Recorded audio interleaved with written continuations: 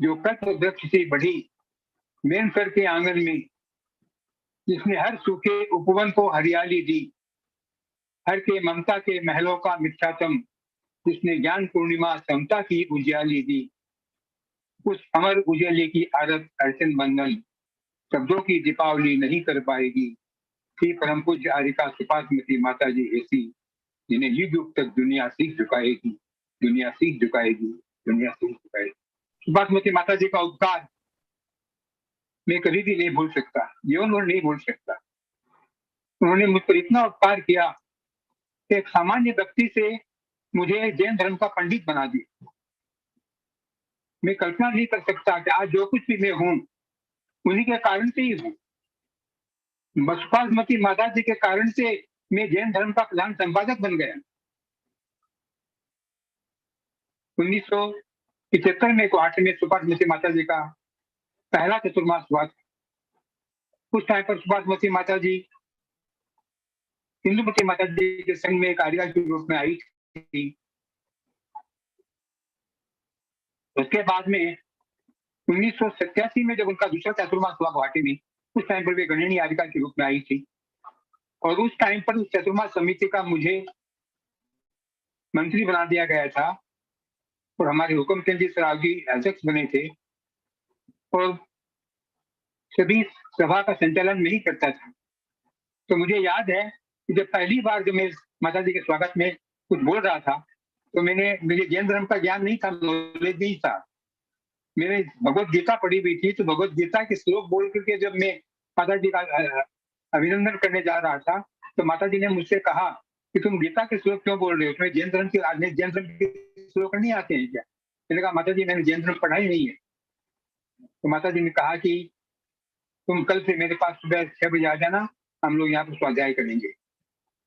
तो उस टाइम से लेकर के 1987 में मैं माता जी से 6 महीने पढ़ा। उसके बाद माता जी का चतुर्मास विजयनगर हुआ तो हम लोग रोज विजयनगर जाते थे, वहां पढ़ते थे। उसके बाद में माता जी का चतुर्मास नलबाड़ी में हुआ, वहां जाते थे। उसके बाद फिर 91 में माता जी का चतुर्मास गुवाहाटी में हुआ, तो फिर गुवाहाटी में हम लोग माता जी के पास रोज सुबह शाम सुबह 3 घंटा पढ़ना, दोपहर में 2 घंटा पढ़ना। फिर माता जी बोलती थी कि तुम इनको सबको रात भर में इनका स्वाध्याय करना, कल मुझे सुनाना। इस प्रकार से माता जी के संग में रह करके मैंने 6 डाला से प्रारंभ किया था। माता जी ने 6 डाला पढ़ी, प्रसंग श्रावकाचार पढ़ा, तत्वार्थ सूत्र पढ़ा, समय सार पढ़ा, ग्रहण सार पढ़ा, प्रवचन सार पढ़ा, सारे अष्टबाहुल पढ़े। माता जी ने मुझे प्राकृत भाषा भी सिखाई।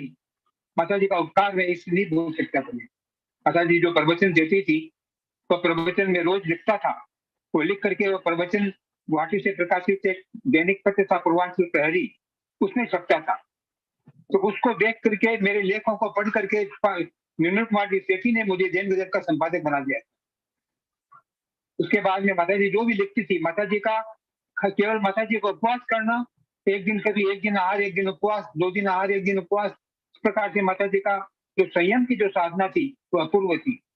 तो माता जी के बारे में क्या कहूँ, उन्होंने जितना उनके अंदर में जितना ज्ञान था उतना ज्ञान शायद इस प्रकार की एक महिला जिसने कभी भी स्कूल में पढ़ाई नहीं की, कॉलेज में पढ़ाई नहीं की, कुछ भी पढ़ाई नहीं की, उसके बावजूद भी उन्होंने किस प्रकार से इतना ज्ञान अर्जन किया हम लोग कल्पना नहीं कर सकते हैं। तो जो माता जी ने इतने ग्रंथ लिखे, इतने ग्रंथों का अनुवाद किया कि हम लोग सोच भी नहीं सकते हैं कि आज के जमाने में। वीरसागर जी महाराज से उन्होंने अंतिम दीक्षा ली थी।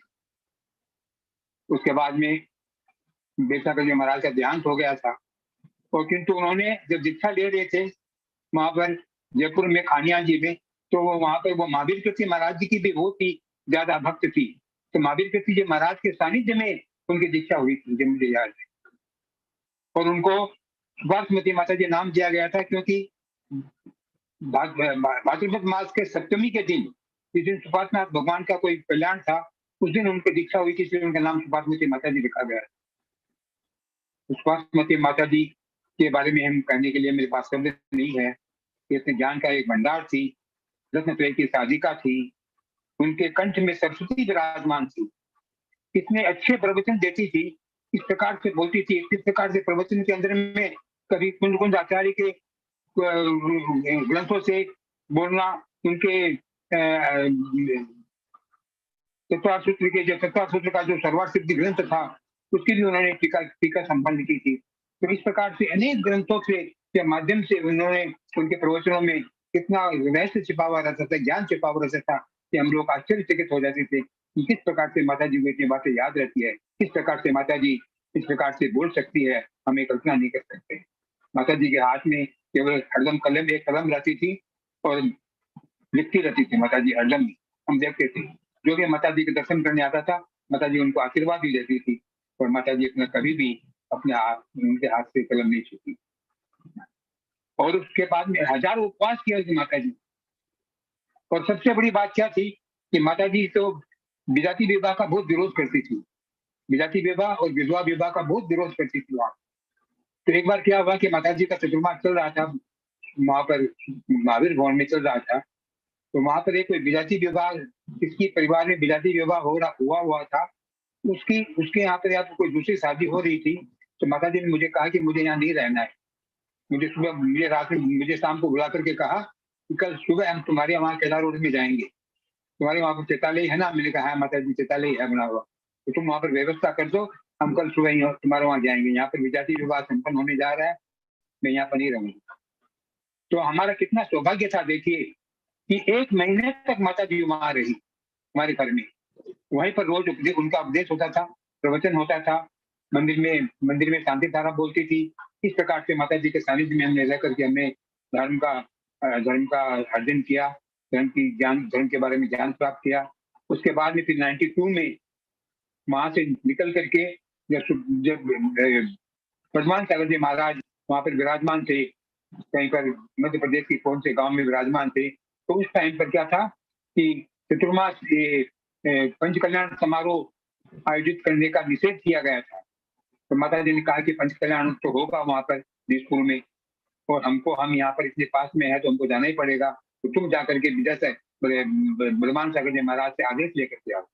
मैं बलमान सागर जी महाराज के पास पहुंचा, उनको कहा, तो बलमान सागर जी महाराज ने कहा कि ठीक है, माता जी इतनी विदुषी माता जी है, इतनी ज्येष्ठ माता जी है, मैं उनको क्या कहूँ, अगर उनकी इच्छा है तो जा सकती है, कोई आपत्ति नहीं है।